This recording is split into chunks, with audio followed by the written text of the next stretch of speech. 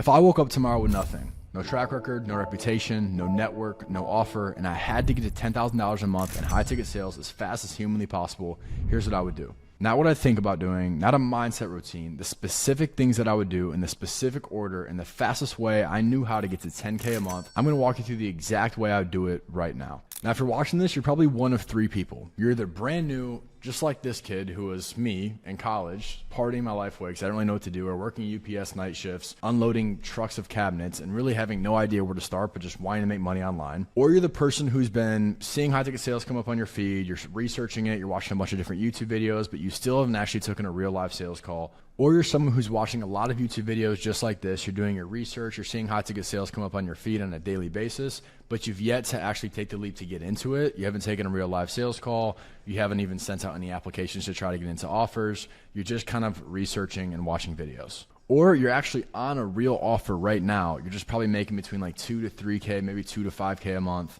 And you need to hear this from a different angle because you've either kind of gotten into the space in a backwards angle, or you're just completely on the wrong offer and you don't even really know it. Or there's a few things you could take from this that are actually going to improve some of the skill sets that you do need to improve in order to make more money on the offer you're actually on. Now, what this video is not going to be is some sort of like mindset to tell you that you need to work harder or work smarter or whatever the case is. This isn't going to be a motivation video. I'm not going to tell you to get a journal out, write your goals down, and get your mindset right first before you actually get into this, because that's not the way that you can actually make money. This is going to be the actual sequence in terms of actually getting into high ticket sales and actually finding success. What to do first, what to do second, and the actual step-by-step process to actually make money in high ticket sales, whether that's getting into it and also being successful once you're into it and actually on an offer. To keep this short so you know who I am and that this is something that actually does work, I've closed over $3.2 million in cash collected as a high ticket closer within 16 months, both on B2B cold traffic offers and B2C offers, which were mainly cold traffic, that had a bit of personal brand behind it. I'm currently managing a few sales teams in the space doing a couple $100,000 a month.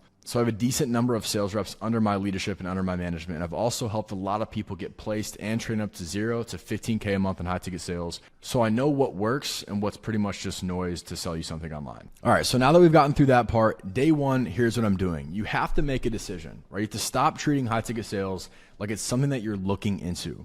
You're either in or you're not, right? If we look at these pictures, you're either the guy who's still watching stuff online, still seeing other people make money online, and still working the job that you fucking hate, or you're actually doing the things, you're traveling, you're meeting the right people, you're making money online, you're doing all the things that you want to do. So you have to make the decision. I'm not saying that's going to be easy, but day one, you got to just make the decision. The number one reason people take 6 months to make pretty much no money is they never actually decide that they want to try this. And they never actually decide that they want to do this. And this goes for not just high ticket sales, but anything that you want to do to make money online, whether that's you're starting an e-com store or whether you're getting into high ticket sales, right? So to reset, right, you're either in or you're not. And the number one reason people take 6 months to make $0 is they never actually decided. And this has nothing to do with just high ticket sales either. I'm talking about anything, right? Whether you want to start a dropshipping e-com store, whether you want to start a marketing agency, or you want to get into high ticket sales and actually start making money with more of a skill set versus starting a business, you got to make the decision. If you're dabbling, if you're watching videos like this, if you're consuming content all day long, and I'm not saying obviously I'm making these videos, so it's cool to watch it and research it, but how long are you really getting ready? Right? It should only take a couple of these videos for you to really start researching into who do you actually want to look at getting support with this and getting into it very quickly. Again, depending on whatever you want to do that it is to make money online, the thing is making the decision, right? So you got to make the decision. Okay, I'm going to be a high ticket closer. I'm going to be an appointment setter. I am a sales rep now. I'm going to get placed on an offer within 14 days, and I'm going to take real sales calls. Everything else is secondary. And I want to make this clear. A lot of people in the space are going to tell you that you need to get ready, you got to get trained, you got to, do a bunch of different like training videos, and you got to go through a bunch of, mock calls, whatever the case is. The best way to actually do something is get straight into it. You don't need to be watching a bunch of content, buying into a bunch of courses. Matter of fact, I have an entire 12-hour free course because that's the longest that YouTube will allow me to even make a video. It would have been even longer if YouTube didn't have a certain restriction on this. You can find a lot of information for free. And if people aren't giving information out for free, that kind of tells you the only thing you really got to know about it. The main thing is you need to get into the role and actually start doing sales. The best way to get better at basketball is not by watching highlights for 6 months. It's by actually getting in the gym, getting the shots up, doing ball handling, working on your actual skill sets now that you're actually in the game, not standing on the sidelines. When I took my first closing goal, I was not ready. I had just refunded over $36,000 to 6 SMMA clients I was negative $800 in the bank because I didn't know what I was doing. I was trying to run a marketing agency. I was trying to run Facebook ads for real estate agents. I was cold calling a bunch of real estate agents in my local area. I actually did get up to 6 clients that were paying me monthly, but I wasn't able to fulfill on those services since I just didn't really know what I was doing. I was trying to figure it out, and I had to refund a bunch of clients. So I literally had to make money. But thankfully, I was in a Facebook group from a mentorship that I did invest into, and I raised my hand for a closing role that I'd never done before. That decision, this is why I'm starting with the decision on day one, that decision, not the preparation, not me training and watching a bunch of different videos and doing all these things, that was a decision that changed my life. And to be honest with you, it's because I really didn't have an option. Like, I had to make money. And what the decision will actually commit you to is immediately reaching out and applying for offers, right? I'm not going to be the guy that's going to tell you if they go do 100 to 150 to 200 DMs to Instagram influencers to try to get a high ticket role. That's not going to be the best way to do it. Plus, me and you both know you're not going to be that consistent with actually doing that much. And if you are doing that much volume of like DMs and outreaches, if you will, is you're probably not doing a lot of quality outreach, right? Like, you're not really taking your time. You're not applying for specific roles. You're just kind of sending the same shitty loon video, whatever the case is, to a bunch of different people that are ignoring you. You're following up, they're still ignoring you, and it's because you're not even probably even being seen. It's not like they don't want to like give you a chance. The truth is they're probably just not even seeing your DM. I have as little of like 4.5K followers, and I don't even see DMs. So imagine the people that you're reaching out to that have much more influence, much more following than me. They're not going to see that either, right? So the goal is to actually apply to vetted offers on a daily basis until you're placed. This is actually what drives placement. You don't need to study sales frameworks. You don't need to, make sure that you know what sales is and do all these different mock calls and buy into all these courses. You just have to get into an offer and start actually reaching out to opportunities, right? Ideally, actual opportunities that have real earning potential, which I'm going to get into and show you guys what that's actually going to look like today, and do 10 to 15 quality reach outs on a daily basis. That's going to get you more opportunities, especially if you can play more smart versus play hard, right? Just make sure that you're full availability during business hours, right? When you're reaching out, let them know you're looking for a full-time role. You're willing to go into the deep work. You're willing to go into the deep end and actually do the shit that nobody else wants to do. You're willing to do the outbound calls. You're willing to do the follow-ups. You're willing to do the dirty work that nobody else wants to do, because now the high ticket sales space is full of a bunch of like pretty men and women, right? Like pretty boys that like don't want to actually call leads, don't actually want to do the things that is actually necessary to win. Right? So don't treat this like a side project that you want to get into when you feel like it. Treat this like a full-time job from the day that you decide you want to be in high-ticket sales, right? So no excuses about equipment. You don't need this fancy mic. You don't need a nice backdrop. I promise you, I made my first 6 figures as a high-ticket sales rep from my parents' basement with a Travis Scott poster on the wall. All right, and I have receipts for this. I'll show you guys maybe in another video, or if you want to see that stuff, I could probably go dig up a really old sales call, right? So don't try to go get the perfect equipment. You don't need a nice camera. If you have a MacBook, if you have a computer that has a camera and it can hear your voice, it has audio, that's good enough, right? And it's really important to start responding to these recruiters, these sales managers within 24 hours. One of the hacks that you can do is, instead of reaching out to, for example, the actual influencers, like if you're trying to reach out to like Alex Eubank or Haman Gadzhi or Shelby Sapp, some of these bigger influencers, those aren't the people that you want to reach out to. You want to find and look through their following and look through different networks and try to find the people who are like sales managers, people who are doing sales recruiting, staffing agencies, sales managers. These are the people that you actually want to DM and do outreach to, because these are the people that are actively actually hiring,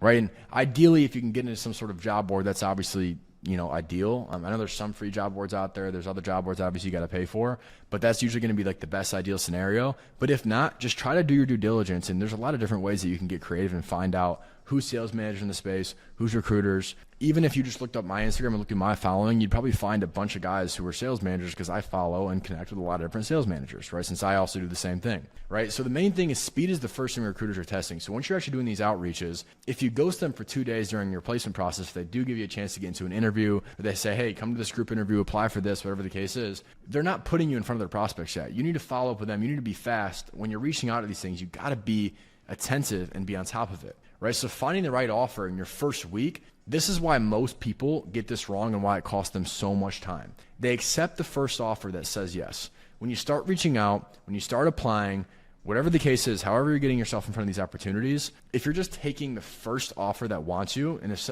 pretty much just thinking through your mind of like, okay, if someone wants me, they're willing to give me a chance, I'll do it. That is the best way you can end up on a super shitty broken offer, right? You need to ask questions. You need to vet the offer. You need to vet the opportunity, because you are in 100%, for the most part, a 100% commission-based role. So you need to be making sure that you're on the right opportunity, right? And if you are just taking the first opportunity that you get and not having multiple interviews before you make a decision, that's when you're going to end up on an offer where you have shitty leads, you have a flaky offer, a flaky owner, a flaky manager, there's no real commission structure, there's no real call volume, and that's when you're going to start to blame yourself that since you're not making money, you need to get better. And that's not really the truth. I've seen so many reps with legitimate skill sets making $2K a month because the offer that they're on is broken. And it's not their skill set, it's the infrastructure they're closing on, right? And I'm going to go through what an actual good offer actually looks like. So when you're starting to do outreach and you're starting to have these interviews, you're starting to have these conversations with recruiters, these managers in terms of, who is actually the offer that you want to sell for. What a good offer actually looks like is these 4 things. So make sure you're going through these 4 things before you say yes to any offer, right? Number 1 is obviously, does the offer actually work? Do they have real fulfillment? Do they have real client results? Do they have real outcomes for whatever it is that they do, right? If the offer cannot show you this, if the offer owner, the recruiter, the sales manager, if they cannot point you to clients who got results, if they don't have testimonials, if they don't have proof, walk away, right? You don't want to close for something that you don't believe in. And if you can't verify results, then you can't have conviction on the call. And if you're a beginner in sales, the number 1 most important thing is your conviction. Do you actually believe in what you're selling? That alone is going to immediately not make you any money. If you're trying to sell something that you have no conviction in, you're not going to close. That's the number 1 most simple thing before you get into any sales tactics, before you buy into any sort of sales training. You got to have conviction and actually believe in whatever it is that you're selling. And that sales management, that sales recruiter, those offers should have proper onboarding in terms of if you do accept this offer, they have a good onboarding process to make sure that you are bought in, to make sure that you do see the results, that you do have conviction in what you're selling, and they also have a system to consistently keep you aligned within that. Right? The next thing after you know that the actual offer works, I'm going to move fast, so you might want to slow this down, go back, whatever the case is do the economics work for you? Do they work for the rep? What's the commission split? What's the realistic OTE? Which if you're new here, it means on-target earning, right? What's a realistic on-target earning for a rep who performs? And when I say what's the commission split and what the economics look like, I mean, what does the actual numbers look like, right?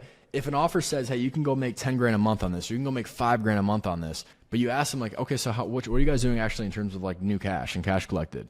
And they can't tell you, or they try to say, oh, we're doing like 100 grand a month in revenue, whatever the case is, but they can't show you. And they're also keep talking about revenue. You have to understand as a sales rep, you're getting paid on new cash. You're getting paid in cash collected. You're not getting paid on revenue.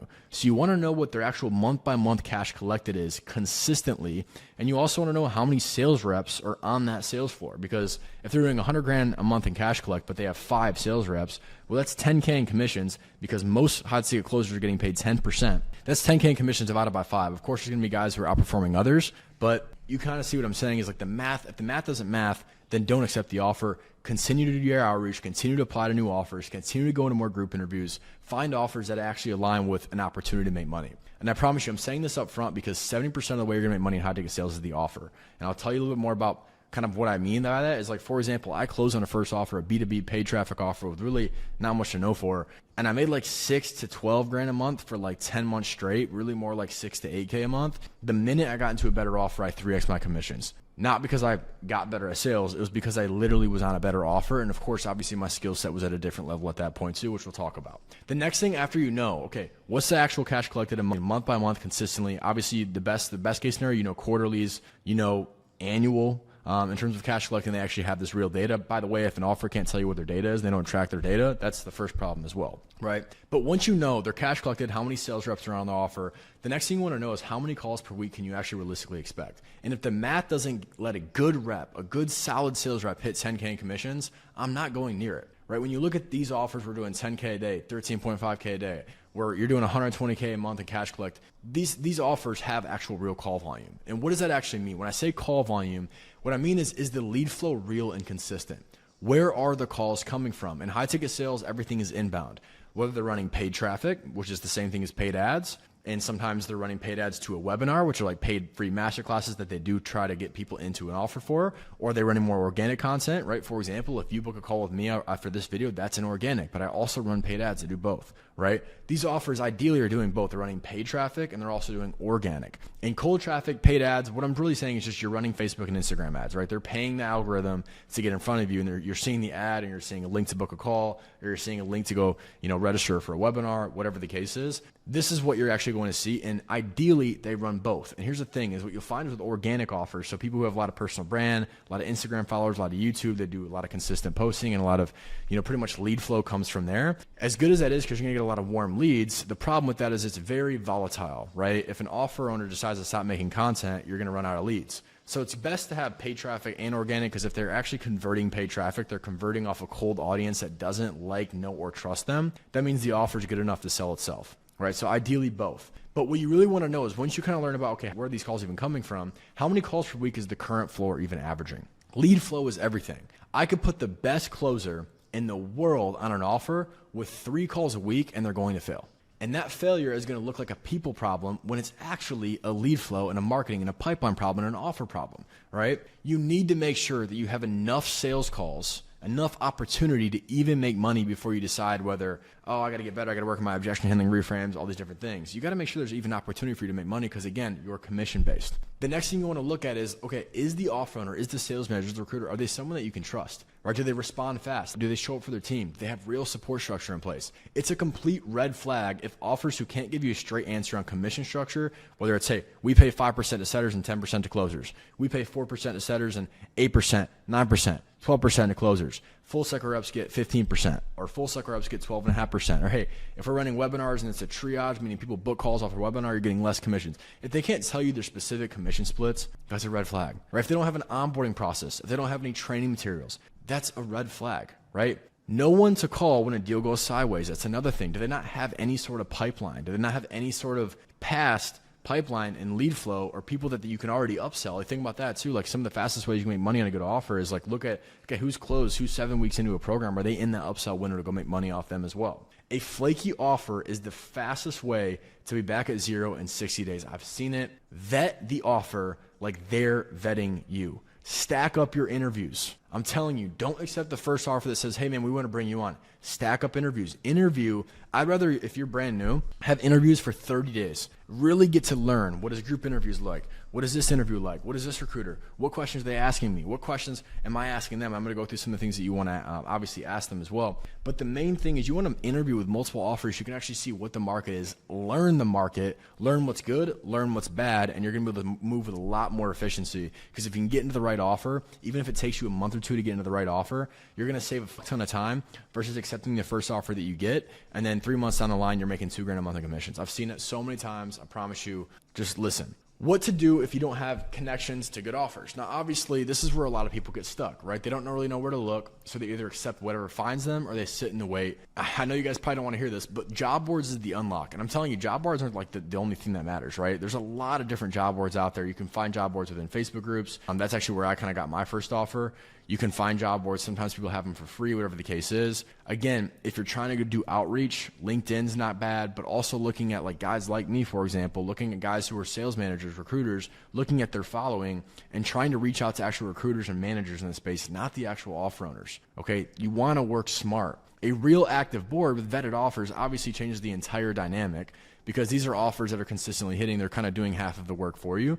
But then again, the job board is just step one, right? You still need to learn how to get interviews. You still need to learn how to pass interviews and even having the right frameworks in terms of what should your Loom video look like when you reach out? What does it sound like? What are you doing? How quickly is it? How long is it? These are a lot of things that matter, and there's a framework for everything, and I'm not trying to sugarcoat this. I'm just trying to tell you guys the real, raw reality of the space and making sure you know what you're actually getting into, right? When I started, I found my first role through a Facebook group post, right?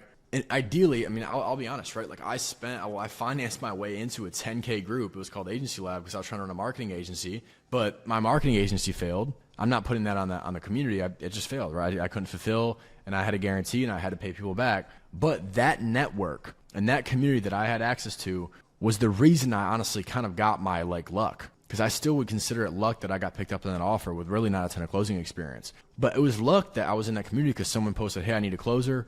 It was a real estate lead gen offer, which is the same agency that I was trying to run. So I kind of knew already what it was, which another little key hack is like if you can apply to offers that are kind of within what you already know, you already have a little bit of industry acumen in, because 95% of a hiring decision usually comes down to, does this sales rep know who my prospect is? Can they resonate with them? Can they talk to them? Can they help them make decisions? That's a big thing. So obviously, like also reaching out and trying to apply for offers that are specific to what you already know. This is really important, right? But again, when you're looking to get into offers, what I want to go, because I'm trying to make this video a little bit more quicker for you guys so we can go step by step by step, and make sure to get you the actual, kind of resources that you need.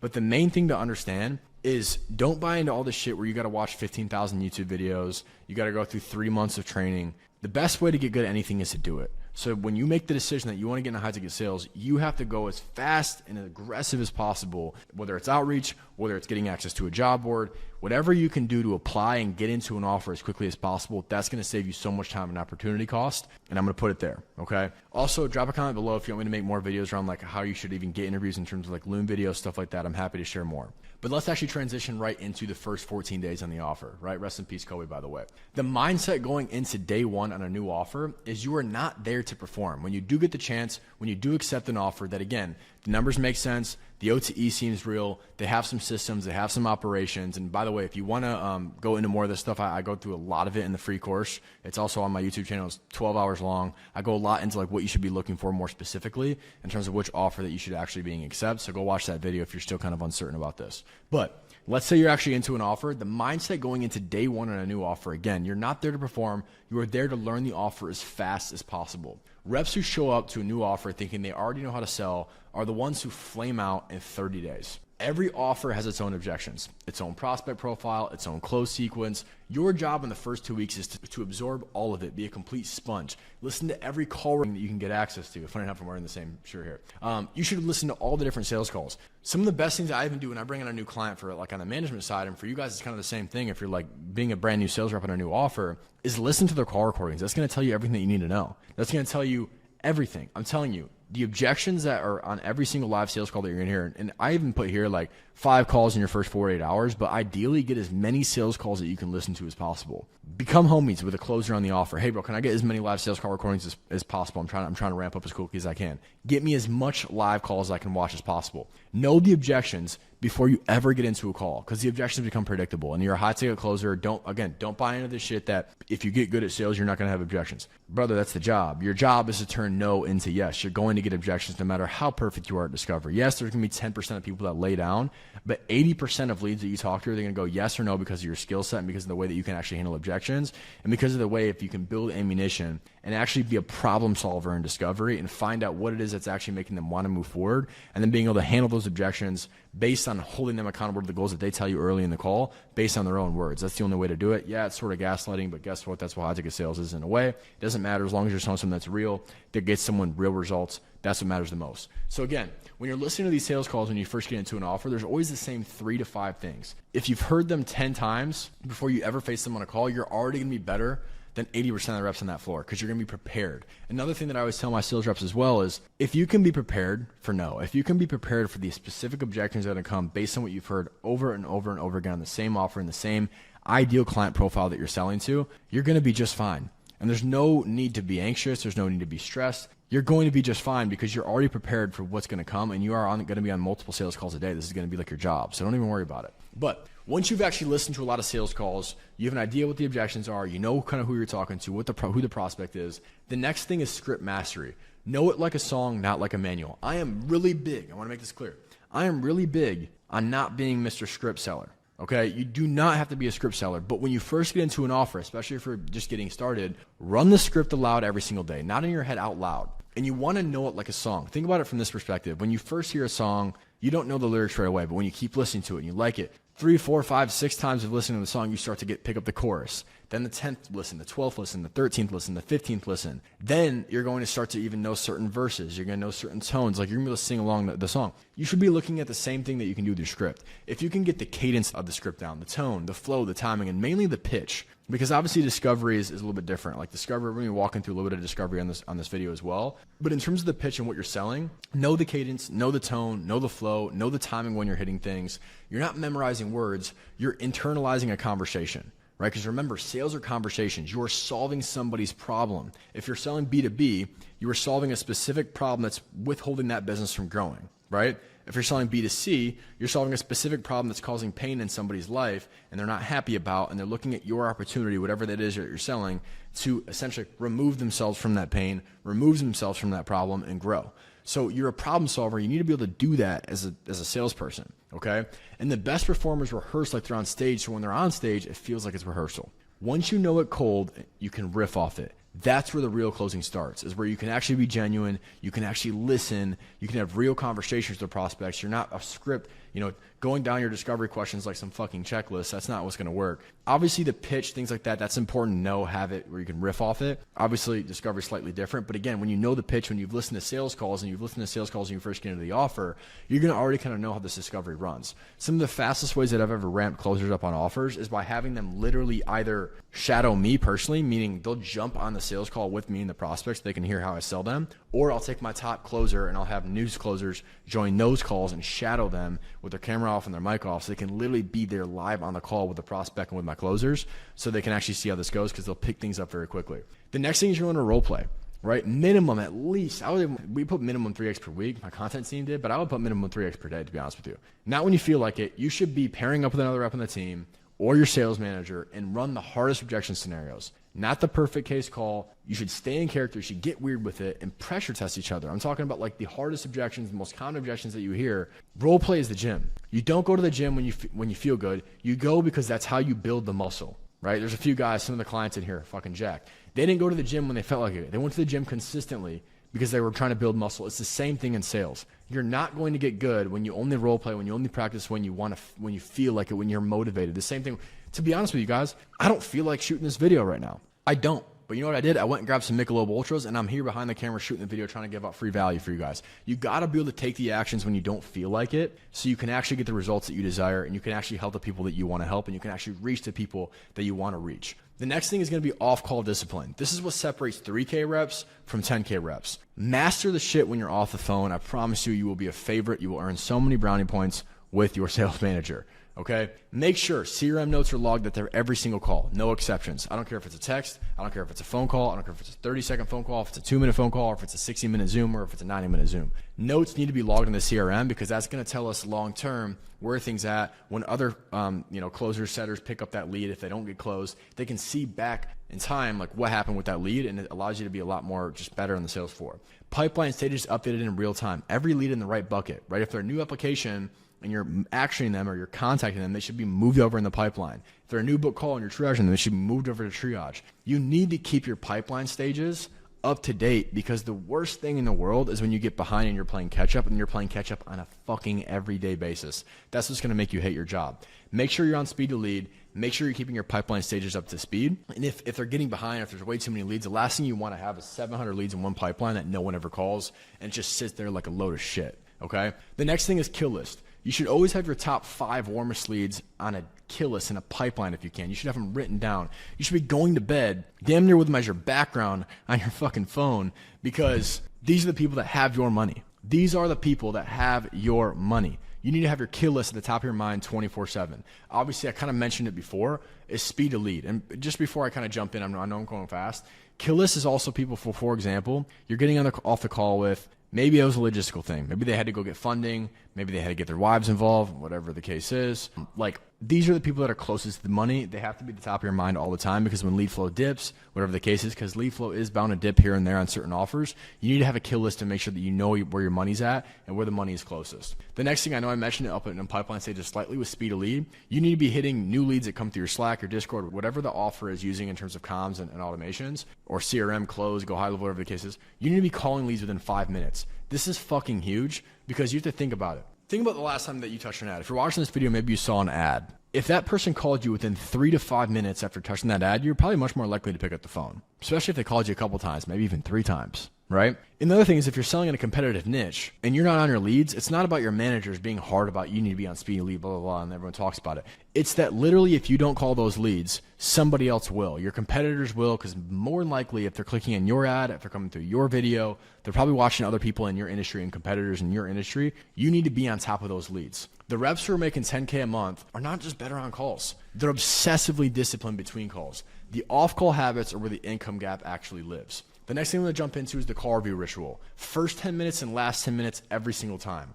Only review the first 10 and the last 10 of every call that you take. The objection at the end of the call is a symptom. The disease started in the first 10 minutes. Fix the front of the call and the end closes itself. A lot of times when I'm doing call reviews, I actually just go right into and I say first 10, last 10 to give you guys a framework, but really it's like where you drop the price or maybe where you did a temp check if you're, if you have a good sales process, if you follow the sales process that I've been over before, or even if it's like right after, price drop where you're dropping price and the objections come, whatever happens there is going to tell me exactly what we did not prevent, what problem we did not discover in discovery in the beginning of the first call. Right in the beginning of the first 10 minutes. So what you're looking for in the first 10 and what to look for in the last, I'm actually going to start here first and I'll go back up, is you're looking in the last 10 is, did you run a proper temp check? Did you actually figure out where they committed to this price aside? Is this something that actually is checking their boxes before you jump into decision making? Did you actually drop price right? Did you drop a simple price? Is your price extremely complicated, or is it a simple price that they understand there's no confusion about? Or did you loop or fold on an objection? Do you not follow a good objection handling framework? And again, usually whatever comes up here, whether it's uncertainty, whether they're not urgent to make a decision, whatever the case is, it's probably something you missed in the first 10, right? Did you set the frame? Did you actually have authority on the call? Did they look at you as the authority? Did they look at you as the expert? And did you find real pain? Did you find the real problem? Because again, as a closer, as a setter even, you're a problem solver. If you cannot be a problem solver, this is not the industry for you. It's not. I'll tell you that right now. Right? You need to be a problem solver. You need to understand how to find what are they actually on the call for in order to actually make them an offer that you can feel confident and convicted in pushing them to make a decision, because at the end of the day, there's going to be objections that come and you need to have a leader and be able to lead them to a decision. And sometimes that means asking uncomfortable questions and leading them with honestly a bit of a push. And that's okay if you're selling the right thing. Okay. The next thing is grading yourself after every single call. Actually, before I jump into that, I want to go back because this is important. What I mean by you're going to find what you fucked up on the last 10 and the first 10 is like if they give you an urgency objection, if they say, hey, dude, I love everything. It's just checking all my boxes. This is great. But I think I'm going to get started in a month. Well, I would look back and say, did you ask them early in your call after you've gotten their current situation, you've gotten what else they've tried, you've gotten their desired goal, you've gotten what they're looking for, they have some trust in what they're looking for. Did you ask them, hey, as far as your timeline goes, right? Like if this checks all your boxes, how soon are you looking to get the ball rolling? Because normally when you do a good discovery process, which we're going to get into a little bit later here in just a second, really, to be straight, you have the ammunition to handle that objection now based on their own words, right? No one likes to contradict themselves. That's what real objection handling is framing things back around what are their goals? What do they even want out of this call in the first place or out of whatever you're selling, and holding them accountable to what they told you from the beginning of the call. That's how you handle objections. Okay, let's keep moving.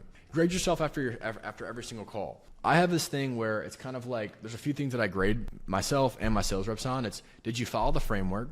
Right? Did you set a frame? Did you do a good discovery? Did you label them with a problem that you can solve? Did you pitch them a solution that you dug up the problem to in discovery? Did you do a temp check? Make sure that they're bought in price aside. Start objection handling there. Did you drop a simple price that was not confusing and that they're fully understood? And did you handle objections using SIVR, which is clarify, isolate, validate, reframe, a framework, whatever framework that you use to handle those objections? Just an overall framework. Did you follow the framework? The next thing I look at is how was your tone? Were you flat? Did you come into the call with a bad energy? Or did you come into the call detached from the outcome? Good tone, actually listening to the problems where tonality comes natural. You're not trying to manufacture it. How was your authority? Right? Did they actually look at you as the authority, or were you too friendly? Or did you let yourself get walked like a dog? Again, frame. This is also kind of goes hand in hand with authority. Did you hold frame throughout the call? Were you the one asking questions? Were you the one leading the call? Did you build some sort of connection, right? Not rapport, but connection in terms of, do they trust you? Do they feel like you have their best interest in mind? And also mindset shift, which is, were you able to find out what lens did they come into the call with? For example, a lot of prospects will come into your calls with the lens that they're the victim, that everything that is going wrong in their life is because everything around them that's happened to them. Were you able to shape that mindset from, hey, this isn't happening to you, this is happening from you because of what you're doing, because of the lens that you're looking through life with, because of the actions that you're not taking?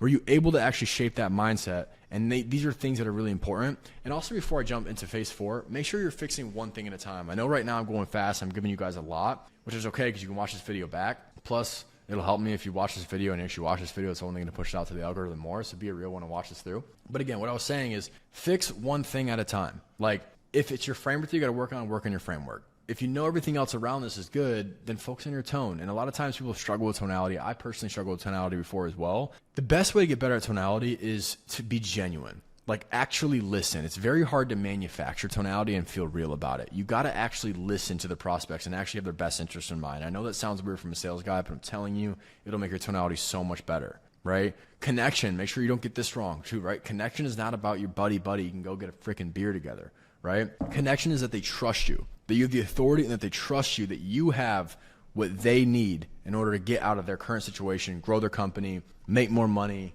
lose the weight, have a better marriage, whatever the case is, right? Mindset shift. This is something that people don't realize, but like a lot of your prospects are going to come out of that call with that victim mindset. Are you able and do you have the cojones to actually challenge them on that and ask them questions to help them understand that the problems that they're having is coming from them, not to them? This is extremely important to understand. Again, fix one thing at a time. Your commissions will go up. Let's keep moving. Phase 4 is your ramp to 10K, right? You've been on the offer for a little bit. Now we're really ramping up to 10K months in commissions. What does 10K actually require in terms of call volume and in terms of close rate? Do the math out loud. If the average commission on your offer is $1,000 to $1,500 per deal, which would obviously be you're selling something for 10 to 15K, you need 7 to 10 closes a month. At a 20 to 25% close rate, which is realistic for a new rep who's still dialing in, that's 30 to 50 calls per month. That's 7 to 12 calls per week, which still isn't that much, right? You're talking about 1 to like 1.5, 2 calls per day. It's very achievable on a good offer with consistent lead flow. And you can also create more opportunities by going full cycle when you're not on calls. The skill progression, which has to develop in order, is a few things. Frame and authority first, right? If prospects don't see you as the expert in the first 90 seconds, nothing else matters. Discovery second. Are you running stage of discovery? Again, kind of like what I was talking before. Are you actually solving a problem? Are you digging for their pain? Are you finding out what happens if they do nothing, right? Are you challenging those mindset? Are you challenging that victim mindset they come into the call with, like I talked about before? Are you figuring out what they actually want? What do they truly desire? Not just what it is, but what's that number?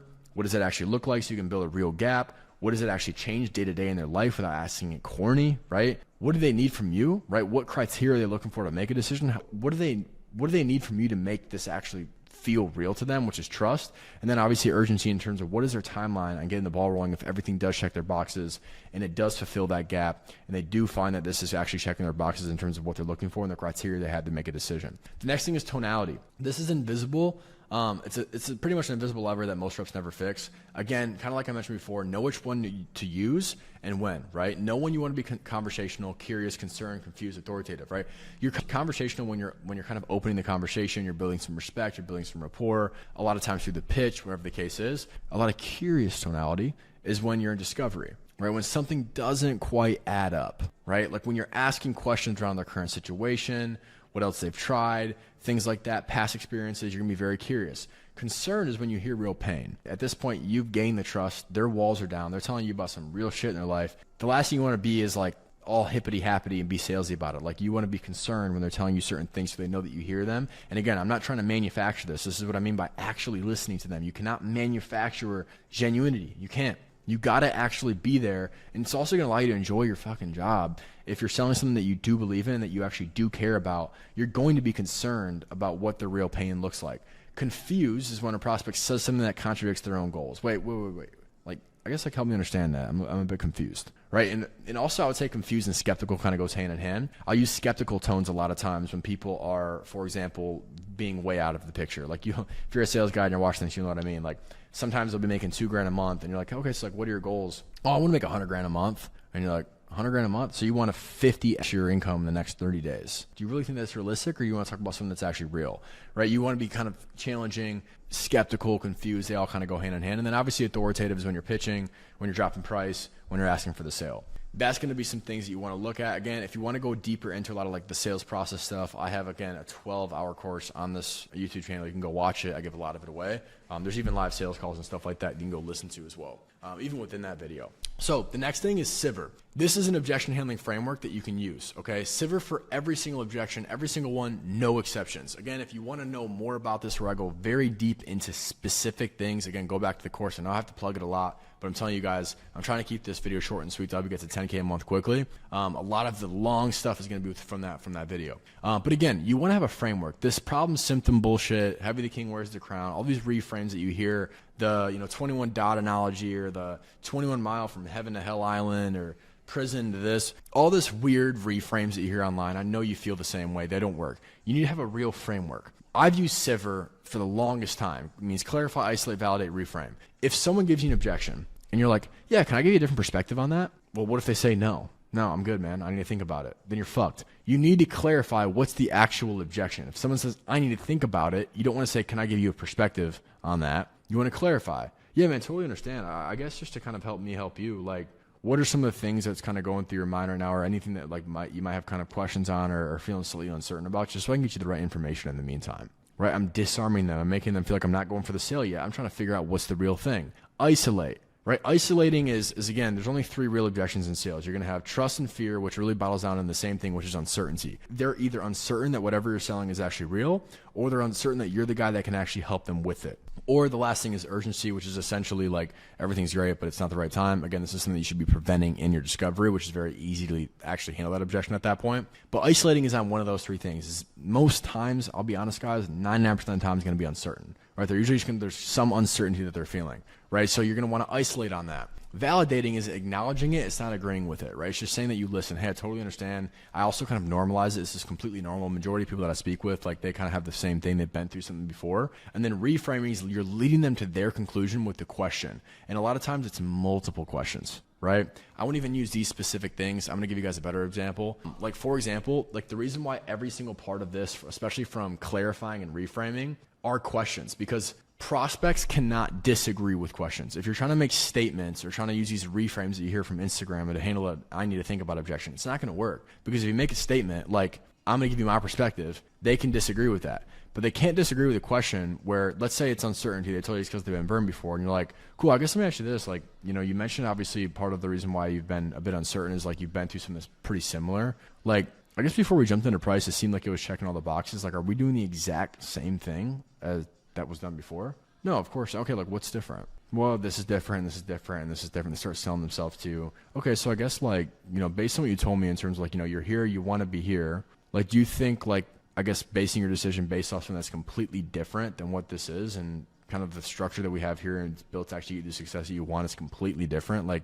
do you think it's best to make a decision based on something that you didn't really have full control over that didn't work in the past, or something that is checking your boxes moving forward that you do feel confident is going to hit your goals now? Like, what do you think is, I guess, the better path to move forward with? What's more likely to get you what you want, right? Doing nothing, blaming what happened before that didn't work, or moving forward with something that you do feel confident about, checking your boxes, and you feel confident to take a leap? You see how everything I'm doing is a question. It's leadership, but you're leading them with the right questions to help them come to their own conclusions so they're making the decision. You can't make people make decisions. They got to make the decision on their own, okay? Now, next thing is what changes the numbers fastest is the real lever. Most reps try to fix everything at once. Their close rate, their tonality, their discovery, the pipeline, all at the same time. The fastest improvements come from fixing one thing per week. Pick the weakest pillar, drill it for 5 days, then move on, right? I went from 3.5K the first month I was closing to clearing 8 to 10K a month by month 4 consistently. Then again, about 10 months into the game, then up to 23, 25, 26K a month in commissions. It was not by trying to fix everything at once. And the progression also was not from studying more. It was from drilling one thing at a time until it was automatic. Small hinges open big doors. Don't try to change everything about your process. Even if you're watching this, you're like, man, or if you watch some of the more like the 12-hour thing where I'm going through a lot of the sales process, like, I got to change my whole thing. The worst thing you can do is change everything you're doing, because that's going to really put you upside down. You want to pick one thing. Again, small hinges open big doors. Small tweaks, 1% better every day, you're going to get there, right? So again, just to kind of overview, month 1 on a good offer, 3 to 5K is realistic if you're doing the activity. This is normal. You don't want to quit here. Month 2, 5 to 8K if your car review ritual is dialed and your Shiver is working. Month 3 is where you're actually starting to make 10K plus a month if the offer is right and you fix the main gap in your game, right? This is how Peyton hit 12K in 60 days. Zach hit his first 15K commission 3 months after placement. Harmon went from 2K a month to 15K in 90 days, and now he's even fucking recruiting setters and doing his own thing. So I'm really proud of him. He's fucking ripping. But these are not outliers, right? These are what the process produces when you actually run it right? This is how you go from working a shitty job. I hated this. I hate it. I was working 9 a.m. Look at this. This is my time. Like Monday, 5 a.m., 4:15, 4:15, 4:35. Some of these times we go in at like 1 in the morning. It was brutal. Okay. You're not going to get out of this situation by practicing or by buying more courses. You got to get placed. You got to get into the game. You can't be on the sidelines anymore. I promise you. It's the only way to win. The only way I was able to get from this to, matter of fact, getting into a business model that didn't work, but then obviously making money and how to get sales is because I didn't have a choice. I had to make money. And I know if you're watching this, you're probably in the same way. Like, you got to make money. I get it. So you got to get into an offer first. All right, so now that we've gotten through like the decision to actually get into this, how you can actually speed run your way to 10K months very quickly, month 1, month 2, month 3, getting to the right offer, vetting the right offer, the whole 9. I want to go over what most people skip and why it keeps them stuck. These are the 3 mistakes that keep reps at 2 to 3K forever. Number 1 is they're on the wrong offer and they won't admit it. Right? They got bad lead flow, inconsistent call volume, there's a flaky offer owner, flaky management, and the reps just keep grinding, thinking that effort will fix it. You cannot outwork a broken offer. If the infrastructure is not there, get off of it. The hardest decision I ever made in my career was walking away from an offer I'd invested months into. I'm talking 10 months. I had so much loyalty to the offer. The very next time that I got into the next offer though, when I got into a better offer, same skill set, not only did they like literally pay me to come close for them, like they straight up poached me. They're like, we will give you 10K to come close for us. They paid me a wire before I even started closing. And then that very month, they did 182K in new cash on my very first month on that offer, where the first offer that I was on stuck, and I wasn't even stuck at 2 to 3K. I was stuck at like 5 to 8K because I was just capped. There was just not enough opportunity there. There just wasn't.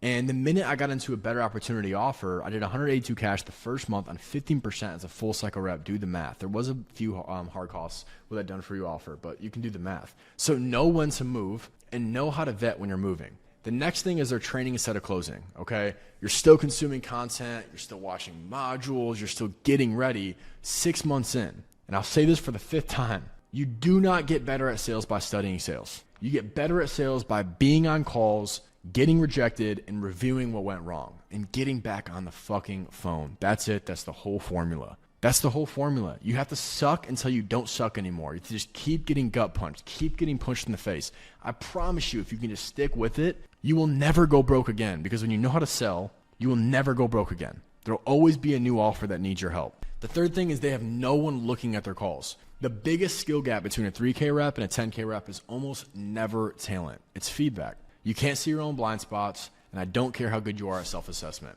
You need someone who's done this at a high level to look at your calls and tell you specifically what's wrong, not a vague, your tonality needs work. You need the exact moment, the exact fix. That's what coaching is, okay? And you can get this a lot of times from good sales managers on your offer, but if you also feel like you do need more support, obviously you can hit me up. This is my Instagram. I have all my receipts, my results here just from a few things. I do one-on-one training. Obviously, if you're watching this, I'll just shoot straight, right? Like I make these videos because I'd love to help more people, and I want you watching this video to pay me to help you. Okay, that's just what it is. So that's the full speed one, the decision on day 1, vetting and getting into the right offers, what it actually looks like in your first month on the offer, the second month on the offer, and the third month on the offer. If you do want more support on this, I do guarantee place it within 7 to 14 days. Most of my clients, most of the sales reps that work with me are getting placed within the first 5 to 10 days.